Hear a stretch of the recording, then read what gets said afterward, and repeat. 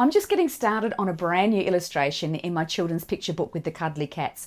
They're visiting Mrs. Marguerite Featherbottom in her beautiful garden. So I decided to create some colour alongs called garden minis. Now these are just tiny little snippets of technique that I wanted to share with you. I'm using Derwent Inktense today, so let's get started. I'm going to show you how to create this wet and wet technique behind the teacup here. This is the garden foliage softly in the background. Then I'll show you how to create a beautiful even area of colour. We'll also blend one colour into another to create these lovely little flowers.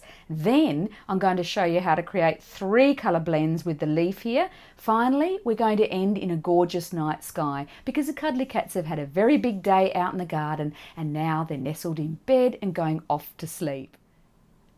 Let's look at all the art materials. First of all, you'll need some paper. I'm just using an ordinary inexpensive watercolor paper. This is 300 GSM and it's a lovely smooth texture. I've also taped it with some masking tape, so make sure you do that as well. That will just stop it curling up while I'm painting. I've also got my Derwent Inktense blocks here and I've already pre-mixed some of those. I'll also show you how to use those and how to mix the colours shortly. Then I've got some watercolour paint as well. Now you can use any brand. I've got the Winsor & Newton brand here. You'll also need some paint brushes. If you have just an ordinary medium round number 6, it'll be fine. And that's a good size because you have enough body in there to hold the paint and a beautiful tip. You could also use your Derwent push pen if you have these. They're very handy because they keep the paint wet while you are working through a lot of the techniques. And you can use a Posca pen if you want to put the stars onto the night sky at the very end. So that's something to think about as well. If you don't have Posca, that's fine. You can use any other brand of white acrylic pen or white gel pen. That will be nice and opaque for stars. You also need a pencil so you can start doing your sketching. Let's get started. We're going to begin by just drawing a rectangle for our first technique, and that is going to be a wet and wet technique. We're going to put a little teacup here. We're doing our garden foliage, so the background is going to be beautiful and green. So pop in a teacup there. You can just draw that with an oval shape called an ellipse. Put 2 sides on it, little curve at the bottom, and then 2 angled sides like that, and a little curve at the bottom. And if you've created the woodland animals and you've studied my Learn to Draw in 60-second woodland animal course, you will know how to be able to draw very quickly and easily in just 60 seconds. It's a great course, so I highly recommend it if you haven't looked at that yet, and you should find that in our club in the activities section. There we go, that's our first thing that you're drawing, and then in the next thing we're going to draw a cuddly cat. So just draw a box for that. And to draw the cuddly cat, you can just do an oval because we're just doing an abbreviated form of the cuddly cat.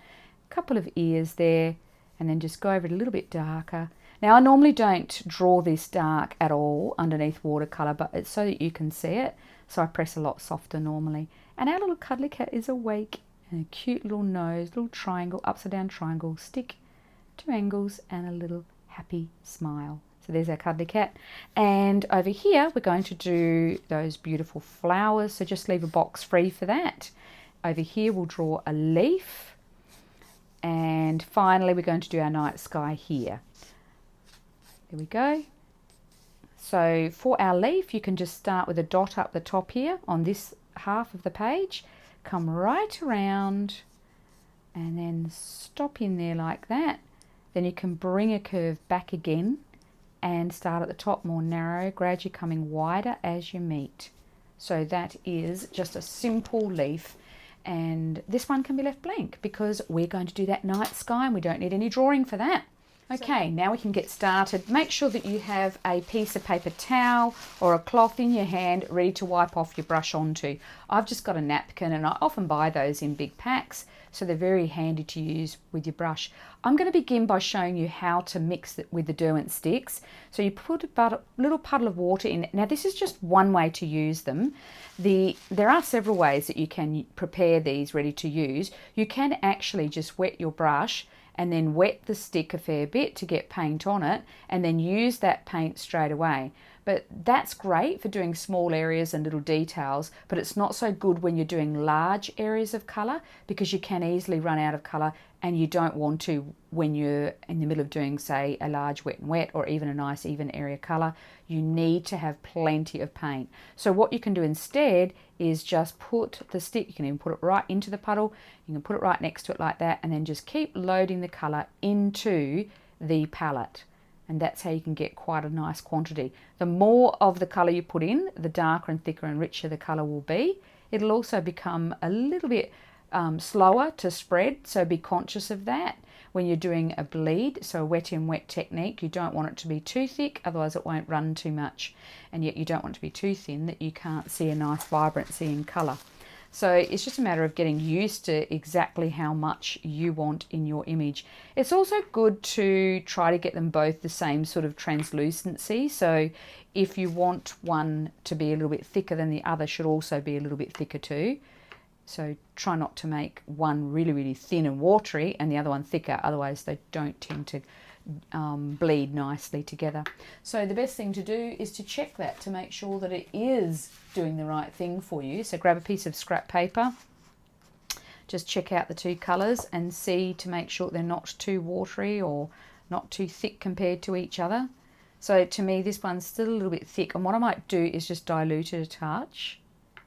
Now the thing to know about Derwent Inktense, of course there's lots to know, but one thing to know is that they do dry really fast, and once they dry they're permanent, so you can't just re-wet them and rework them, although if they are not fully dry you can still wet them, but once they're completely dry that's it, you can't re-wet them. Try not to overwork them either, try not to go back and forth wetting them. Now the first thing we're going to do talking about wetting them is get the page so that it is the negative space, so that's all the space around the cup, make sure that is all wet. So you can just take your brush with some water on it and just go around the cup, making sure it's lovely and wet. Just make your way gradually down the page. Now sometimes you've got to pick your board up and just tilt it. Oh, and by the way, this board that I'm using, this is just shelving board that you can buy from the hardware store, and I get them to cut it up for me. So once it's stuck to a little board like this, it's so handy. Now I do have my board on an angle, and that definitely helps with watercolor painting. So it's just on a slight incline, and that way the paint can keep running down the page or working its way gently down the page. Don't have it on too much of an incline, because otherwise it will run, and you definitely don't want it to run down the page. Notice I just use this to wipe off a piece of hair that just fell on there. It is handy to have your piece of paper towel or napkin or cloth ready to go, and you can have a few ready so that, you know, once it gets a bit grubby or a bit too wet, then you can get another. I'm just going to start with a fresh one. Okay, so now that I have painted that, I need to let that dry just a little bit, and so I'm just letting that air for a minute. Now, having spoken about the incline, that was very handy while I was doing the water so that I could pull the water down the page. Now that I'm going to be doing a wet in wet effect, I want the image to actually be quite even and quite stable, so I'm just putting it on almost a horizontal plane now, so I'm keeping it almost level. Now if you don't have a little easel like I have here, this is just a makeshift easel that I've had a piece of wood stuck onto the front so that I can easily hold my things for filming and all of that. But if you don't have that, you can just have a board with a couple of something underneath to prop it up at the right level, or even a block of wood, whatever you like to improvise. So I'm having it level now, and I'm about to get started. That's dried now. So I'm just going to start by popping in some of these colours, and I'm starting with the green. And what I like to do when I'm doing this wet and wet technique is just gradually make my way down through the image, working at the edge where the paint is still wet so it can bleed into itself. And I'm not washing the brush in between at all. So I'm just working at the wet edge and gradually going across. It's a beautiful, relaxing way to work. Let the paint do whatever it wants to do and keep pulling it down the page as you go. So it will love to bleed and run back into the other colour, which is good. And then travel down the page. So keep going down. The key to success though with this is not to go back and touch. Just leave it alone. If you're not happy with it, let it dry 100% and then go back and paint it again. Believe me, I've done that lots of times. So don't be worried if you have to do that. It's perfectly okay. And in fact, that's one of the greatest things about Derwent blocks, is that these Inktense blocks, is that you can go back and cover it because they dry permanently once they're dry. For them to actually dry permanently though, you need to thoroughly wet them, which is called activating them, and then let them thoroughly dry. Otherwise they will still, you know, come off a little bit. So keep going along the wet edge, keep pulling that wet edge, keep pulling your puddle, and then you'll get a beautiful effect, just like that. So you're just pulling that puddle all the time down to the bottom corner. There we go. And that is our little garden mini finished. You can imagine now the cuddly cats having their cup of tea with Mrs. Marguerite Featherbottom. Now I'm going to move into this pattern here, and what we have in this little design is a lovely negative space. So I thought that was a great opportunity to learn how to be able to pull the colour around and create a lovely solid area of colour going around an object. So we're learning to paint the negative space here. So what I'm going to do now is pick up my red. Now I am using just the Derwent Inktense at the moment. In a minute I'm going to show you with the watercolour when I do the night sky, so you can see the difference. So grabbing this colour now, lots of paint on your brush. Your whole goal, actually this is when we need it back on an incline. Your whole goal is to keep on pulling the paint as you travel around. What you don't really want is for that paint to dribble back up, because then you'll get this cauliflower effect that is not really ideal. So you need plenty of paint on your brush, and you need to keep pulling that little puddle down. You can leave it sitting there as long as it's got a bit of a puddle there. If it's while it's wet, you can still keep moving it and it will be lovely and even. But look at how quickly it is drying. It dries so quick. So you have to be aware of that. You just keep on pulling it, keep making your way across. And like I said, if there's areas that you're not 100% happy with, the good news is that you can actually paint over it again later. So just keep pulling it down. Now that paint is a bit thicker. While it's wet, I can just quickly go back up in there, letting it bleed into the other area. Be very quick and careful when you do that though. As it's starting to dry, like now, I can't touch it. It's already too late. So just keep pulling your brush down. Keep pulling that little puddle down through the rest of the paint. Come back over here now because that puddle's nearly dry. And I'm talking too much, so I can't move fast enough. But you really do. You have to move so quickly. It's phenomenal how fast you have to move. And bring that down. Now, I would say that the main reason why I use Derwent Inktense is because I can get beautiful solid areas of colour that are very easy to colour over with coloured pencil. And the colour pencils that I use is the Derwent Pro Colour, because I can also blend them with a cotton bud dry if I want to. So that's the main reason why I choose Derwent Inktense, and I also love the bright colours. So if you are wanting to use them specifically for watercolour techniques, you might probably choose watercolour itself, because you do have that bit more flexibility and freedom, because you can actually wet the watercolour afterwards and lift it back off if you need to, and also it bleeds a lot more quickly and easily. Now I will demonstrate that really quickly for you so you can see. So let's say we are just painting a small area here of watercolour. You'll also see that it bleeds just that little bit more easily too. So it all depends on what you're doing with the Derwent Inktense and what your goal is for it.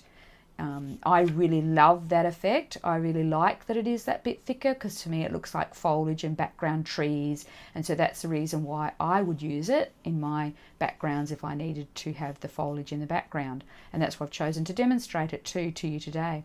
Whereas if I'm using my watercolour as the background, you'll see how it's a bit softer, and again I've already wetted that. You've got to wait for that to lose its shine. If you don't wait for it to lose its shine, it can be too wet, and then when you paint on top, the paint separates as it dries a bit. So if you notice that happening with your work, just keep in mind that it's most probably because you haven't let it just dry a little bit first. It doesn't have to be completely dry though. That would defeat the purpose, wouldn't it, of putting it down in the first place. It's just got to lose that bit of shine. It's nearly done. It's mostly done now. So same thing then with my watercolour. And the beautiful thing about your watercolour too is that you can quite easily just put your puddles everywhere and then allow the lighter colour to bleed into it. And you'll find that it will very easily have soft edges, and it does bleed and spread a lot more softly. And it stays wet longer. So I'm just telling you the advantages now of watercolor versus using the Inktense sticks. So that's one of the advantages that I've found, is that it does bleed easier, it's softer, and whereas the Inktense has got slightly harder sort of edges in places. Perfect though for doing things like night skies and, like I said, garden foliage. So you just pick and choose what subjects you want to use it for. But we'll let that dry now, but you can see already how it's blurred and softened just that bit easier. Right, onwards to the next thing. This is so exciting. So now I'm going to show you how to do this little flower using just 2 colors. So we're just going to pick up our yellow here, and starting at the top, not too much paint. So just starting with the little yellow top of the flower.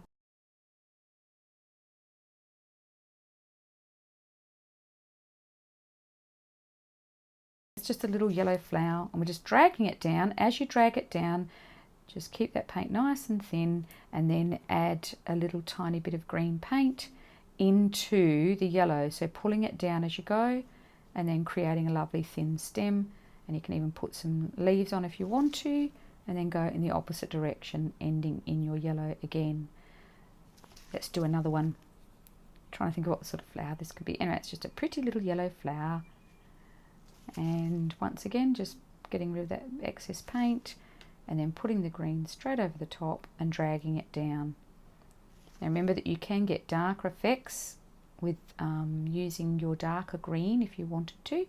I'm just doing a very, very simple flower though, just to give you an idea of how these colours can actually blend. Once it's joined though together, don't touch it, just leave it, let it do its own thing. So they're just some sweet little flowers that are blossoming and blooming out the ground. I can imagine it being a beautiful sunny day and these gorgeous flowers are filling the fields. Let's do a leaf now. Now with the leaf here, we're going to transition with 3 colours. So we're going to start with the orange, and then into the lime green, then into the dark green, and I can't wait to show you that. So pick up your orange first, and you can begin up in the top corner here, and make sure the paint's not too thick. You need to keep this little puddle here. See how we've got this little puddle just ending at the edge here, and that little puddle can be kept wet while you quickly pick up your lime green, and then don't wash your brush, just pull your lime green through and then reload your brush. This is why it's good to have your paper towel. It is amazing how quick you have to work though. I've barely got a chance to even talk to you as I'm working. And then just keep on pulling down with your green, and notice that gorgeous transition that you're getting there then with the green. And also end it in different places, so it's sort of variegated, so it has different edges, I mean, and then you can, you know, different areas of ending, and then just pull that along. It'll just give it more variety and not be a straight line. So just pull that paint in and let it stop just before the pencil line there, because we're going to leave that pencil line free, and you can just let it pull at the bottom there a touch.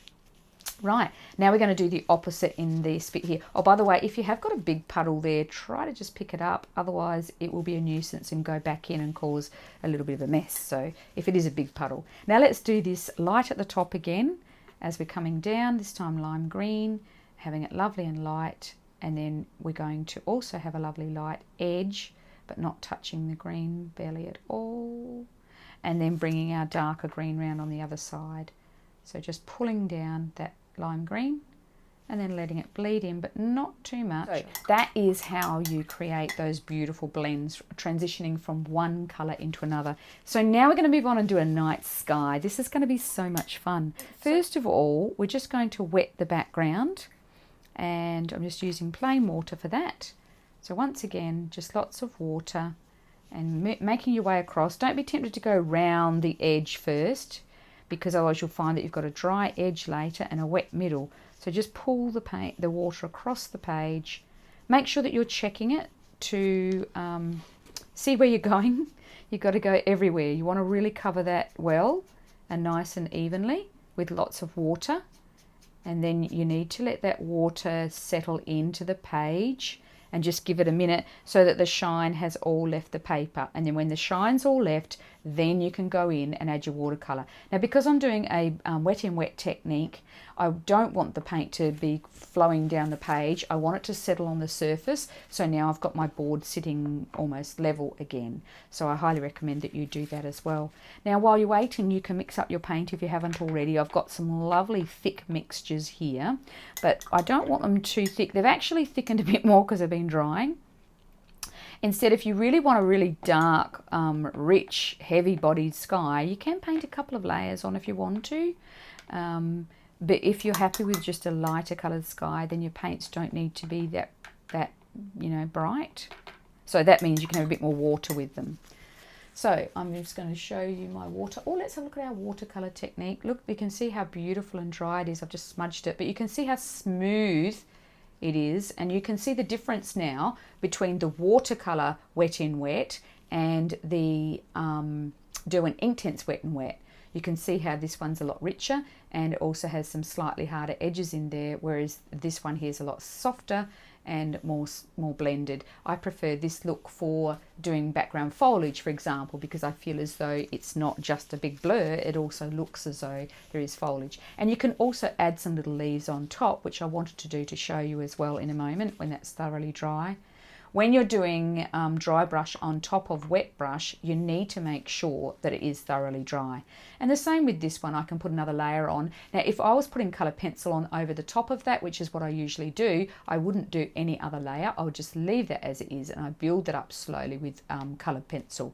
But if I'm leaving it as it is, like in the example I showed you, then I need to put another coat on. So I'll do that shortly. This is beautiful now. It's just damp still, and all of that edge has been taken off. I like putting the lighter layer on first, and I can just drop that in, so the lighter colour.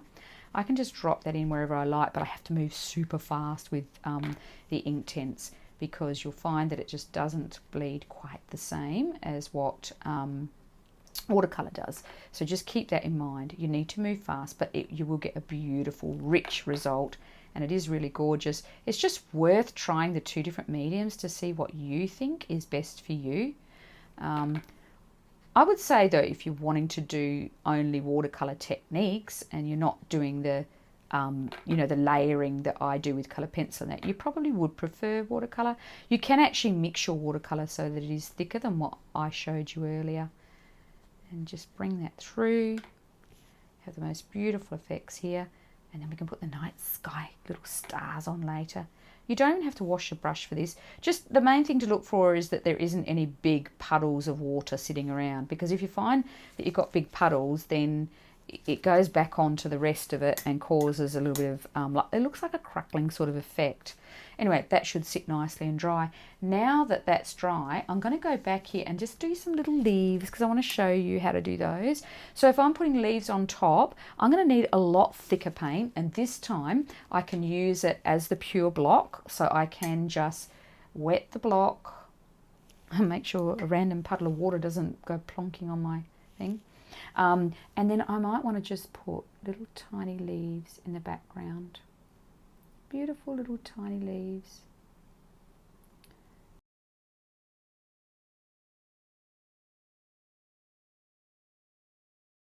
So the first technique you saw was when we had both colours left wet and touching each other wet. But now this technique is dry on top of wet. Wet on top of dry.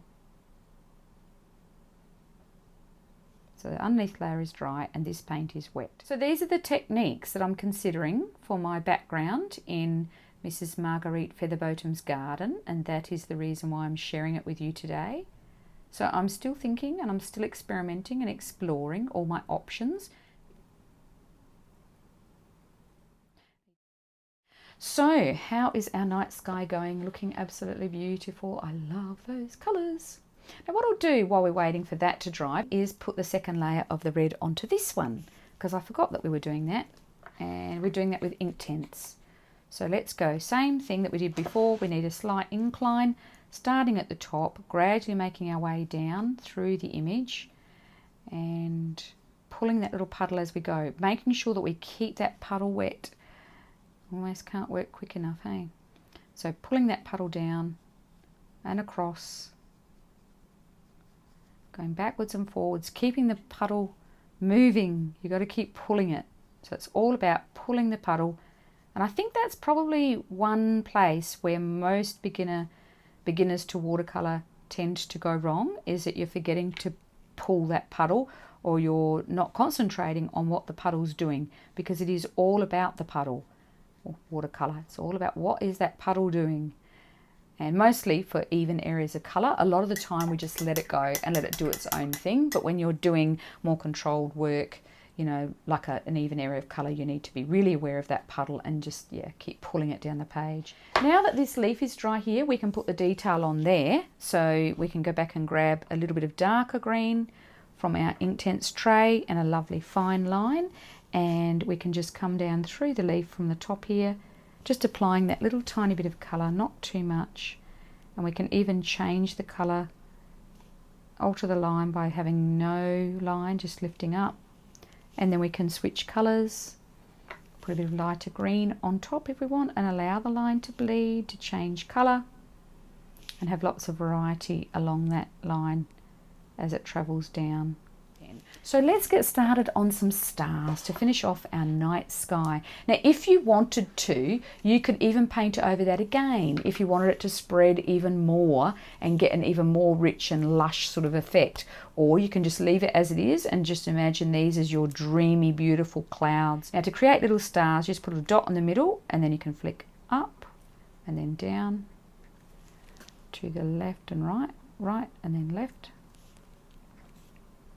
And then some longer diagonal ones, and some dots. Oh, and you can do a shooting star where you put a dot and then just drag it.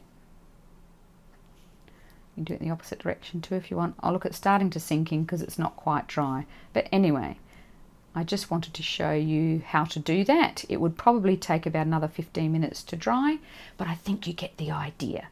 So your stars are just created by a little dot and then flicking up, flicking down, flicking sideways, and then outwards like that. And make sure that your page is super dry. You can also paint another layer of that ink on top. So that's the end of my Garden Minis demonstration. I hope you had loads of fun and you learned all about Derwent Inktense blocks and the various techniques that you can use to get different effects. I'll see you in another video. Happy drawing times.